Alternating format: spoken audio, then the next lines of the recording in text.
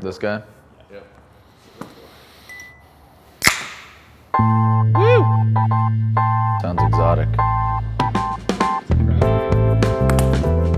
Like that. Am I supposed to drink this? Yeah, you should drink it. No problem. Primarily, I announce car races. I'm known as the voice of drift, but I'll announce anything from drifting to desert racing to kids' parties or bat mitzvahs. I'll do it all. So I'm about to do a bat mitzvah.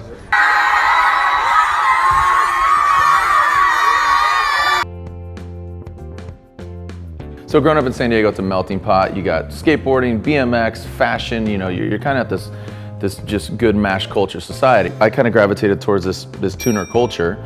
My friends had Civics, and I kind of liked that whole steez and saw it through magazines, and then I got myself a Civic, and I ended up street racing all across San Diego. If you ain't living a low life, you're living a no life.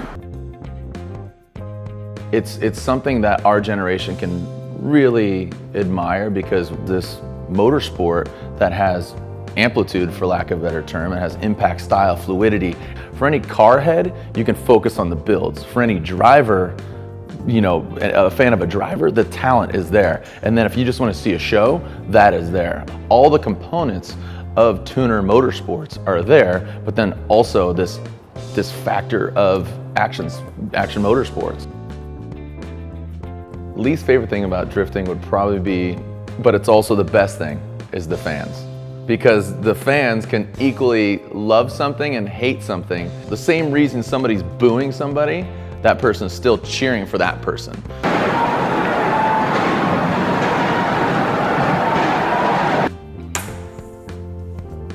I don't think my job's easy.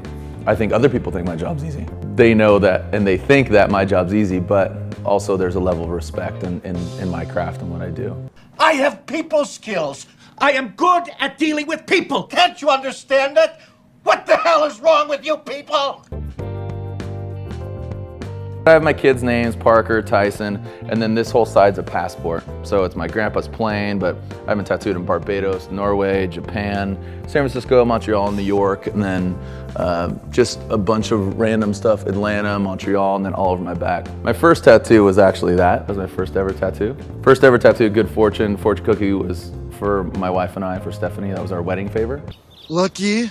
Next day, phones break, cars break, grandma falls down, all this stuff. Stephanie wasn't about that second tattoo until all that happened. So then I got bad luck on this arm to balance it out.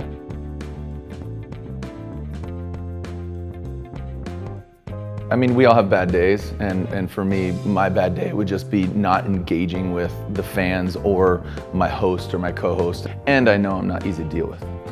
When you have a bad day, you just gotta persevere. And we'll do it live. Fucking thing sucks.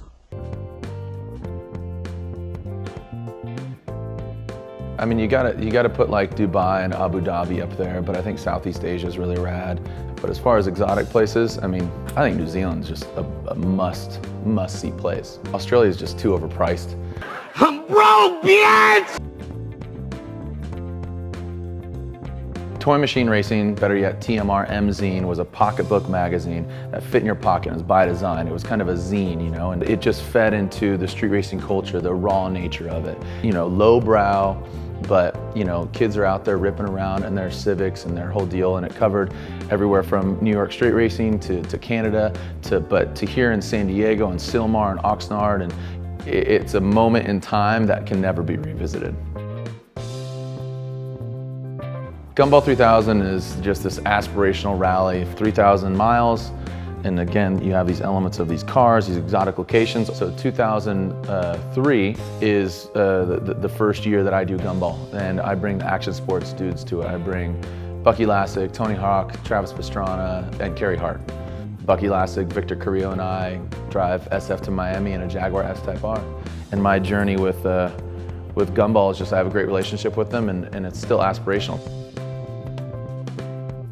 I can tell you what, you know, when I pulled out a General Lee Dukes of Hazzard wrapped Ferrari 550 Maranello right-hand drive in Italy, and I'm gonna do 150 across this bitch, that's not a bad thing. We're supposed to be drinking a beer. Yeah. Another!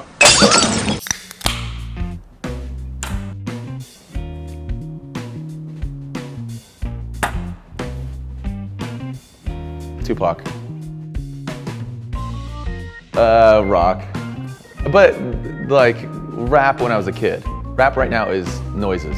Put up on a motherfucking nigga rock. Yeah.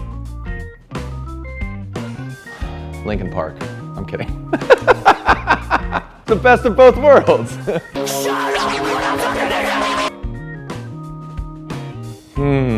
Depends on the car. I love JDM, dude. Drifting in America. Duh.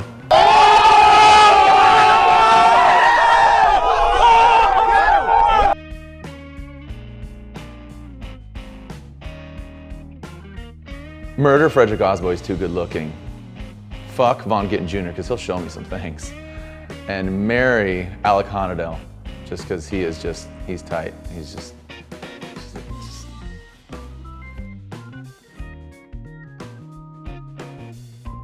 Cars, dude. Hands down. Lightning McQueen, Ka-chow. I mean, it's like, cars.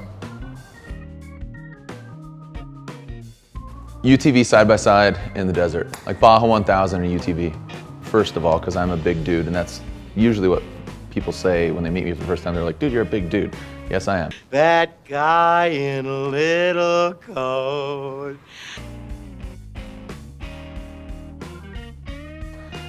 I did drift a little bit. I had a sweet hot rod. It looked kind of like a mini truck abomination with like JDM, Cosmic Cow, kind of monstrosity. It was a dope paint job, but it just had weight. They threw the book at it, dude. Like, it had like crazy camo on top with scallops and.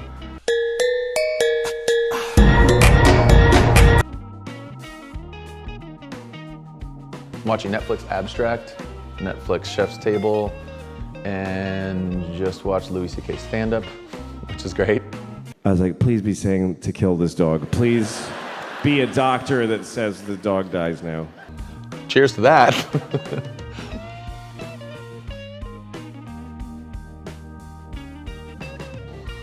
The coolest thing happening in car culture in my mind is that worlds are colliding. I think that, you know, with the progression of drifting in itself, LS is into this, or even going back to rotaries or doing this, you know, like this engine going in that, and just the culture, like there's just a mutual respect for builds right now. This fusion, it's unbelievable. I think Pharrell Williams is somebody that I really admire.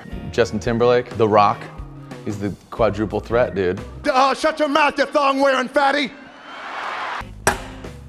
We can do another one if you want. Fucking better be me.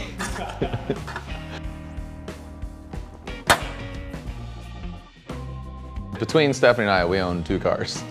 That's my wife and I, 2 cars. You know, again, just TMR Magazine was the first ever car magazine to put a skateboarder on the cover of the magazine. That was Kane Gale awing over his turboed Integra. He was a skater boy, she said, see you later, boy. Rice is a term that just came because obviously the Japanese and the Asian, you know, kind of intention of it just got ridiculous and blown out. So the cars just started getting ridiculous because you're like, all right, cool, like sticker adds 5 horsepower. And then by the end of it, you got 100 horsepower just in useless vents, you know? On my 96 Civic, I went to Home Depot and bought the vents from like a floor thing and put them on my fenders. Rice has just reinvented itself. It's twice cooked rice, it's refried rice. I'm Jarod DeAnda. Thanks, peace, give me one more. All right, whoop, later nerds.